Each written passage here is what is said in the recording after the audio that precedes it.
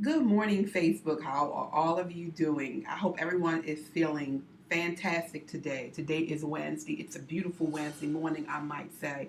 I love sitting in my office and looking over the water and looking at the clouds. It gives me so much inspiration. And today, what I want to talk to you about is how to live a fulfilled lifestyle raising kids.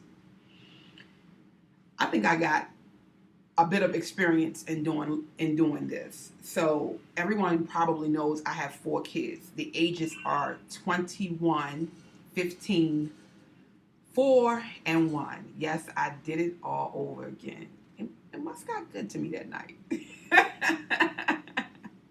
Or maybe I'm in love, one or the other.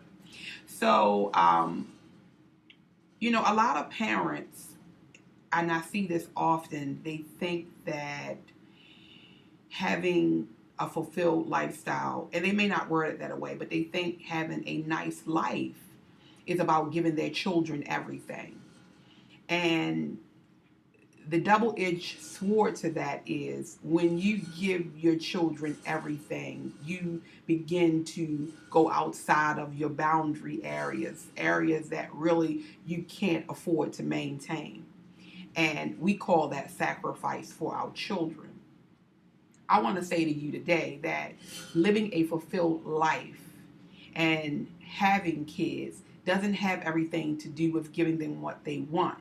In my opinion, it has everything to do with sharing the struggles and the maintenance of family with my children that has allowed me to live a fulfilled lifestyle while having kids.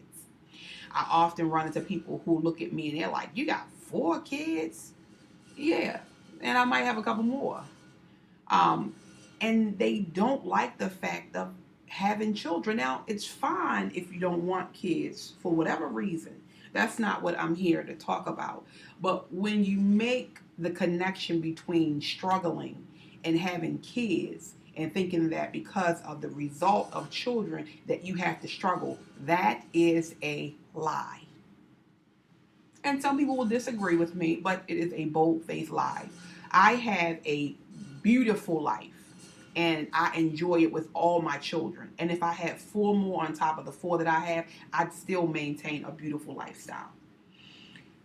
I want to share something with you all that it was a struggle for me when having children. And at the time, I only had two, but it has made my children fantastic to grow up with because I'm still growing as they're growing.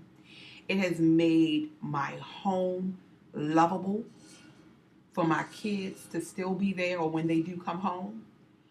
I've shared stories with so many parents who always talk about their kids getting out and leaving and they can't wait till they're 18. That's not the same feeling for me. So my son went to Archbishop Curley 3, 4 years ago. And at that time, I don't know what the tuition is now, but I know back then I paid $1,100 a month. And I started him in this school while doing work with Baltimore City Police Department, of course, and then left and went on to another career and continued to put him through this school. And then, probably about when my son got into the 10th or the 11th grade, things went bad, really bad. And I had to make a choice. The choice was to either take my son out of school or to find another means of paying for his school. Now, let me tell you something, honey. I got a grandmother who is spicy and sassy, and she always said a lady should always know how to get her coins, all right? But I'm going to tell you, in the mind frame that I was in, because I let doubt and worry get me down, physically I wasn't capable of getting coins that away, trust me. Um, but I really had to sit down and think how was it I was going to put my son through school, finish school. Curly was a great school, and it still is a great school. And I knew that education is really the most important things to me when it comes to my children progressing. I'm going to tell you what I did. I packed my shit and I moved in my mother's basement. Yes, I moved in my mama's basement. I put my stuff in storage, and it was the most uncomfortablest feeling in the world. When I tell you I had beautiful furniture, some people may even remember I stood on Moravia Road and sold half of my house out of a U-Haul truck so that my son could continue to go to school because I could not afford $1,100 a month and continue life the way that I felt fit back then. Do you know, as a parent, when things it's very difficult for you to explain to your children how it makes you feel? I'm just going to tell you, it was not a good feeling at all. But you know what? It brought me and my children so much closer together.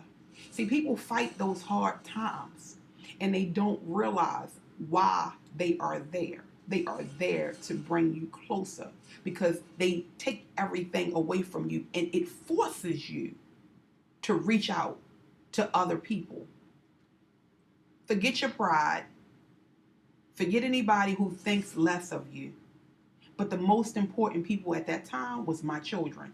And my mom was there for me, as she has always been there for me.